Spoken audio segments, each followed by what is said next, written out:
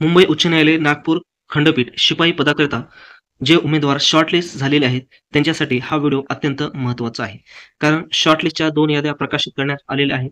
यादी 1 आणि यादी 2 यामध्ये जेवढे काही टोटल 800 कॅन्डिडेट्स आहेत, ते सर्वांना काय करायचे आहेत, डॉक्युमेंट्स व्यवस्थित पाठवायचे आहेत. आता डॉक्युमेंट्स पाठवले म्हणजेच तुम्हाला परीक्षा देता येईल, असा भ्रम पाळता येत नाही. कारण यामध्ये सुद्धा तुमचा फॉर्म हा काय होतो, रिजेक्ट केला जाऊ शकतो, जर तुम्ही व्यवस्थितपणे डॉक्युमेंट्स पाठवले नाही. तर आपण पाहूया नेमके डॉक्युमेंट्स पाठवायचे कसे. सर्वात महत्त्वाची गोष्ट आहे, की तुम्हाला डॉक्युमेंट्स काय करायचे 16 मेच्या अगोदर तुम्हाला पाठवायचे आहे, तरच तुमचे त्या ठिकाणी डॉक्युमेंट्स गृहीत धरले जातील किंवा तुमचा अर्ज त्या ठिकाणी गृहीत धरला जाईल आणि पुढच्या प्रोसेससाठी तुम्हाला पात्र केले जाईल. आणि दुसरी महत्त्वाची गोष्ट म्हणजे जेवढे काही डॉक्युमेंट्स असतील सर्वांवर सेल्फ अटेस्टेड करायचे. सेल्फ अटेस्टेड याचा अर्थ काय असते? सेल्फ अटेस्टेड बाय मी अशा पद्धतीने लिहायचं, जिथं जागा असेल त्या डॉक्युमेंटच्या झेरॉक्सवर त्या ठिकाणी आणि काय करायचे, तुमचं साईन करायची आणि खाली तुमचं नाव लिहायचं. अशा पद्धतीनं तुम्हाला काय करायचंय, त्या ठिकाणी स्वतःचं सेल्फ अटेस्टेड करायचं प्रत्येक झेरॉक्स कॉपीवर. आता उदाहरणार्थ या ठिकाणी हे तुमचं झेरॉक्स कॉपी एखादं डॉक्युमेंट्स असेल, तर या ठिकाणी लिहायचं सेल्फ अटेस्टेड बाय मी आणि त्याच्यानंतर तुमचं नाव आणि तुमची साईन त्या ठिकाणी करायचं. असं प्रत्येक पेजेसवर तुम्हाला करायचं. जर एक जरी पेजेस तुमचा रिकामा राहिला, तर एक कारण दाखवून तुम्हाला त्या ठिकाणी शॉर्टलिस्टमधून रिजेक्ट केले जाते आणि नंतर तुमचं नाव त्या यादीमध्ये येत नाही. त्याच्यामुळे व्यवस्थित तुम्हाला काय करायचं, या ठिकाणी डॉक्युमेंट्स पाठवायचं. आणि दुसरी महत्त्वाची गोष्ट आहे, ते म्हणजे आता पत्ता कोणता आहे, तर हा ॲड्रेस आहे, हा पत्ता, या व्यवस्थित पत्त्यावर तुम्हाला काय करायचं आहे, डॉक्युमेंट्स पाठवायचे आहे.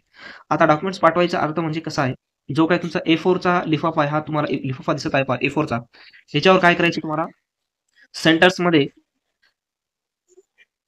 शिपाई पदासाठी अर्ज अशा पद्धतीने लिहायचा आहे आणि हा जो पत्ता आहे, तो पत्ता इथे तुम्हाला टाकायचा आहे आणि त्याच्यानंतर प्रेक्षक म्हणून तुमचा स्वतःचा ॲड्रेस संपूर्ण या ठिकाणी टाकायचा आहे आणि पोस्टामध्ये जाऊन तुम्हाला स्पीड पोस्टाने काय करायचं आहे, तुमचा जो नमुना आहे, तुमचा A4 साइजचा जो लिफाफा आहे, तो तुम्हाला काय करायचा, त्या ठिकाणी पाठवायचा आहे.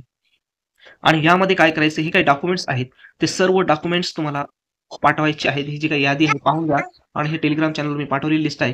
संपूर्ण जेवढे काही 10 डॉक्युमेंट्स पाठवलेले आहेत आणि एक्स्ट्रा तुम्ही काही फॉर्ममध्ये दिले असेल, तर ते सर्व डॉक्युमेंट्स तुम्हाला त्या लिफाफ्यामध्ये ॲडजस्ट करायचे आहे. आणि दुसरी महत्त्वाची गोष्ट म्हणजे जेवढे काही डॉक्युमेंट्स आहेत, प्रत्येक डॉक्युमेंट्सवर तुम्हाला सांगितलेले सेल्फ अटेस्टेड तुम्हाला स्वतःला करायचं आहे. त्याच्यानंतरच पाठवायचं आहे. आणि या ठिकाणी जे बंद लिफाफा आहे, अशा प्रकारचा जो लिफाफा तुम्हाला स्क्रीनवर दिसत आहे, त्या ठिकाणी सेंटरमध्ये तुम्हाला लिहायचं शिपाई पदासाठी अर्ज, पदाकरिता अर्ज अशा पद्धतीने लिहून तुम्हाला व्यवस्थित स्पीड पोस्टाने तुम्हाला फॉर्म पाठवायचा आहे, तुमचा अर्ज.